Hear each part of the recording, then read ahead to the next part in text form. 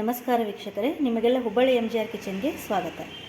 ನಾವಿವತ್ತು ನಿಮಗೆ ಡಿಫ್ರೆಂಟಾಗಿ ಮೆಂತ್ಯ ಸೊಪ್ಪಿನ ಪಲ್ಯನ ಯಾವ ರೀತಿ ಮಾಡೋದು ಅಂತ ತೋರಿಸ್ಕೊಡ್ತೀವಿ. ಒಂದೇ ಥರ ಮೆಂತ್ಯ ಸೊಪ್ಪಿನ ಪಲ್ಯ ಮಾಡಿ ಬೇಜಾರಾದ್ರೆ ಈ ರೀತಿ ಒಮ್ಮೆ ನೀವು ಟ್ರೈ ಮಾಡಿ ನೋಡಿರಿ, ಭಾಳ ರುಚಿಯಾಗಿ ಬರ್ತೈತಿ ಈ ಪಲ್ಯ. ಹಾಗಂದ್ರೆ ಈ ಪಲ್ಯನ ಯಾವ ರೀತಿ ಮಾಡೋದಂತ ಈಗ ನೋಡೋಣ ಬರ್ರಿ.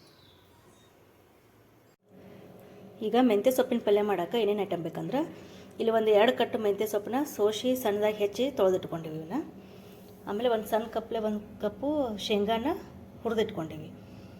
ಬೆಳ್ಳುಳ್ಳಿ, 1-2 ಸಣ್ಣದ ಉಳ್ಳಾಗಡ್ಡಿನ ಸಣ್ಣದಾಗಿ ಹೆಚ್ಚಿಟ್ಕೊಂಡಿವಿ. ಆಮೇಲೆ ಹಸಿಮೆಣ್ಸಿನ್ಕಾಯಿ ಪೇಸ್ಟ್.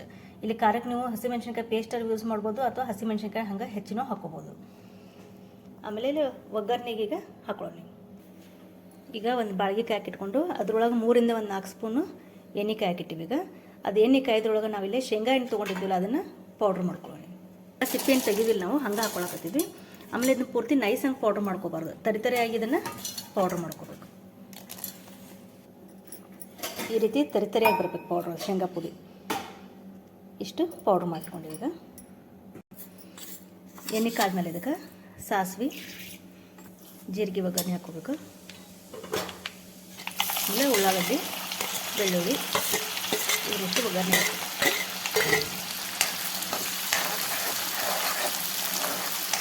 ಇದು ಉಳ್ಳಾಗಡ್ಡಿ ಸ್ವಲ್ಪ ಕೆಂಪಾಗೊಂಡಿದ್ದನ್ನು ಮೊದಲು ಹುರ್ಕೋಬೇಕು. ಆಮೇಲೆ ಖಾರಕ್ಕೆ ಎಷ್ಟು ಬೇಕಲ್ಲ ಅಷ್ಟು ಹಸಿಮೆಣ್ಸಿನ್ಕಾಯಿ ಪೇಸ್ಟ್ ಹಾಕೋತೀನಿ. ಈ ಪೇಸ್ಟ್ ಹಾಕೋರಿ, ಇಲ್ಲಕ್ಕಂದ್ರೆ ಹಸಿಮೆಣ್ಸಿನ್ಕಾಯಿ ಹೆಚ್ಚು ಹಾಕೋಬೋದು.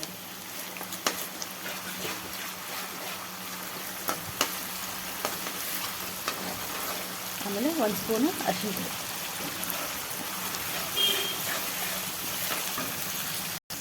ಈಗ ಉಳ್ಳಾಗಡ್ಡಿ ಎಲ್ಲ ಚೆನ್ನಾಗಿ ಫ್ರೈ ಆದಮೇಲೆ ಈ ಸೊಪ್ಪೆಣ್ಣೆ ಹೆಚ್ಚು ತೊಳೆದಿಟ್ಕೊಂಡಿರ್ತೀವಲ್ಲ ಅದನ್ನು ಹಾಕ್ಕೋಬೇಕು.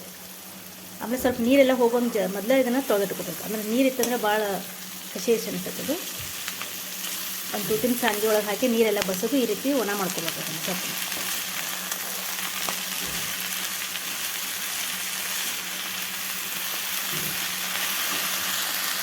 ಒಂದು 2 ನಿಮಿಷ ಪ್ಲೇಟ್ ಮುಚ್ಚಿ ಬೇಯಿಸ್ಕೋಬೇಕಂದ್ರೆ ಸೊಪ್ಪೆಲ್ಲ ಬೇಯಬೇಕಿದು. ಪ್ಲೇಟ್ ಮುಚ್ಚಿ ಬೇಯಿಸಿದ್ಮೇಲೆ ಸೊಪ್ಪು ಈ ರೀತಿ ಎಲ್ಲ ಬೆಂದಿರ್ತೈತಿ. ಈಗ ನಾವು ಉಪ್ಪು ಹಾಕೋಬೇಕು. ಯಾವಾಗಲೂ ಸೊಪ್ಪಿನ ಪಲ್ಯಕ್ಕೆ ಅದು ಬೆಂದ ಮೇಲೆ ಉಪ್ಪು ಹಾಕೋಬೇಕು, ಅಂದ್ರೆ ನಮ್ಗೆ ಅದು ಅಳತೆ ಗೊತ್ತಾಗ್ತೈತಿ. ಈಗ ಎಷ್ಟು ತುಂಬಿರ್ತದೆ ಸೊಪ್ಪು, ಈಗ ನೋಡೋದು ಎಣ್ಣೆ ಹೊತ್ತು ಹಾಸಿದ್ಮೇಲೆ ಇಷ್ಟ ಆಗಿರತಕ್ಕಂಥದ್ದು. ಈ ರುಚಿಗೆ ಎಷ್ಟು ಬೇಕಲ್ಲ ಅಷ್ಟು ನೋಡಿಕೊಂಡು ಉಪ್ಪು ಹಾಕೋದು.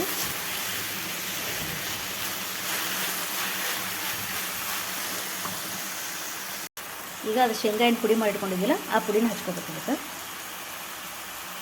ನೋಡ್ಕೊಂಡು ನಿಮಗೆ ಎಷ್ಟು ಬೇಕಲ್ಲ ಅಷ್ಟು ನೋಡಿಕೊಂಡು ಅದನ್ನ ಪೌಡ್ರನ್ನ ಹಾಕೋದು. ಆಮೇಲೆ ಇಲ್ಲಿ ಹುಳಿಗೆ ನೀವು ಬೇಕಂದ್ರೆ ಸ್ವಲ್ಪ ನಿಂಬೆಹಣ್ಣು ಹಿಡ್ಕೊಬೋದು. ನಾವಿಲ್ಲಿ ತೋರ್ಸಕತ್ತೀವಿ ನಿಂಬೆಹಣ್ಣು. ಹುಳಿ ಬೇಡ ಅಂದರೆ ನೀವು ಅದನ್ನು ಅಷ್ಟೇ ಶೇಂಗಾ ಪುಡಿ ಇಟ್ಟು ಹಚ್ಕೋಬೋದು. ಈಗ ಶೇಂಗಾ ಪುಡಿ ಎಲ್ಲ ಕಡೆ ಹೊಂದ್ಕೊಳ್ಳೋಂಗೆ ಚೆನ್ನಾಗಿ ಕೈ ಆಡಿಸಿ ಪ್ಲೇಟ್ ಮುಚ್ಚಿ ಮತ್ತೊಂದು 2 ನಿಮಿಷ ಬೇಯಿಸ್ಕೊಬೇಕು.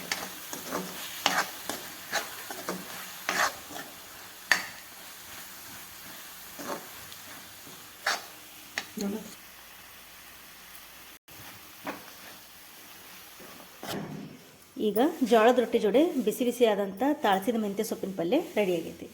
ಈ ರೀತಿಯಾಗಿ ಒಮ್ಮೆ ನೀವು ಮೆಂತ್ಯ ಸೊಪ್ಪಿನ ಪಲ್ಯನ ಟ್ರೈ ಮಾಡಿ ನೋಡಿರಿ. ನಮ್ಮ ರೆಸಿಪಿ ನಿಮಗೆ ಇಷ್ಟ ಆಗಿದ್ದರೆ ಲೈಕ್ ಮಾಡಿರಿ, ಶೇರ್ ಮಾಡಿರಿ ಹಾಗೂ ನಮ್ಮ ಚಾನಲ್ನ ಸಬ್ಸ್ಕ್ರೈಬ್ ಮಾಡಿರಿ. Thank you.